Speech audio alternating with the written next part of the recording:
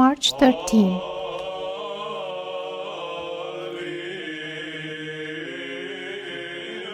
Saint Nicephorus, Patriarch of Constantinople. Nicephorus governed the Holy Church wisely and zealously as one of the greatest arch-pastors of Constantinople. When Leo the Armenian rose up against icons, Nicephorus alone defied the emperor. He first counseled the emperor and then later denounced him. That is why the depraved emperor banished him to the island of Proconys. In this island there was a monastery which Nicephorus had built in honor of Saint Theodore. This confessor of the Orthodox faith remained in this monastery for 13 years and afterward presented himself to the Lord in the year 827 AD.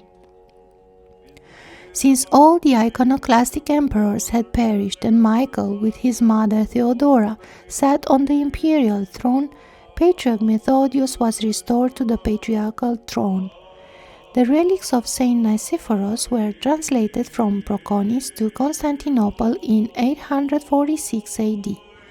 There they rested first in the church of Hagia Sophia, Divine Wisdom, from which he had been banished during his life, and later in the church of the 12 Apostles. The principal feast of this great hierarch is on June 2nd, and on March 13 the discovery and translation of his incorrupt relics is commemorated. On March 13, Saint Nicephorus was banished from Constantinople, and then again on March 13, 32 years later, his relics were returned to the capital. Saint Christina the Persian. For her unwavering confession of faith in Christ, she was cruelly tortured in Persia in the 4th century. So much did they torture her, flogging her with a whip, that she became exhausted and died. Her soul then departed from her tortured body and entered into the joy of Christ the King and Lord. The Hieromartyr Publius. This Hieromartyr was successor to the glorious Dionysius the Areopagite on the episcopal throne in Athens. As a bishop, he was tortured by the pagans and beheaded in the 2nd century. After a brief period of torture, he inherited life eternal. Reflection. Great are those Christians who have a great love for Christ. Oh, in truth, how great were those Christians, those God-bearing fathers and martyrs. For so many in our time, this is impossible even to imagine. This is what one of them, Saint Simeon, the new theologian, confessed before all the monks in his monastery, speaking from his own personal experience about how the words of the Lord, "For my yoke is easy and my burden is light," Matthew 11:30, were realized in him. Simeon said, "Believe me, when I fled to God my Savior, I did not encounter anything sorrowful, difficult, or unbearable. The only great and unbearable sorrow I had was that I could not find sufficient means to die for the love for Christ." Are not such souls like burning flames enclosed in earthen vessels? Burning flames are always upright, directed toward heaven. Only remove the covering and the flame will shoot upward. Contemplation. Contemplate the Lord Jesus at the judgment before Herod. How Herod at first was very glad to see Jesus, not out of any spiritual need, but out of curiosity.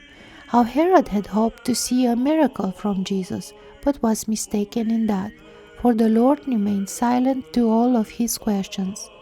How Herod ridiculed the Lord and clothed him in a beautiful garment. Homily on the reconciliation of the wicked for the sake of evil. And the same day Pilate and Herod were made friends together, for before they were at enmity between themselves. Luke 23:12. In his shame and humiliation, the Just One does good to his enemies. He reconciles them. It is true in this case that their reconciliation did not create mutual cooperation for some good deed, but mutual persecution of the Just One. At least the flame of hatred between them was extinguished and died out. That was due to the Just One. Pilate and Herod were enemies. On that day, when the Savior was brought for judgment before both of them, they were reconciled. The Prince of Peace brought peace between the quarreling parties, peace which helped to hew out a cross for him. But he also came to be a willing sacrifice for the sins of men. Even today, common enemies make peace among themselves when they find it necessary to attack and condemn the Lord. There are many who kill one another until you mention the name of the Lord to them. As soon as they hear that name, they gradually make peace among themselves for the sake of attacking that holy name. It is easier for the unjust to tolerate the unjust than it is for them to tolerate the just. It is easier for the unjust to come to an understanding and reconcile with the unjust than with the just. In some countries, even the most quarrelsome parties seek reconciliation among themselves when it is deemed necessary to decide what place should be given to the Lord Jesus Christ in the state, the first place, which is befitting to him, or the last place. Over this question, sworn enemies reconcile themselves so that our Lord will be given the last place. So also it was with the quarreling parties of Pharisees and Sadducees, who were reconciled and entered into a partnership against Christ. Why is that the most pure and the most needed had to be awarded the last place? Because, according to their thinking, the first place would then be reserved for them. The same incentive was there between sworn enemies, the Pharisees and Sadducees, when it was deemed necessary to seek Christ's death. The same incentive was the occasion that caused the reconciliation between Pilate and Herod when it was deemed necessary to judge that Christ had to be put to death. O my brethren, let us never seek peace with the unjust against justice.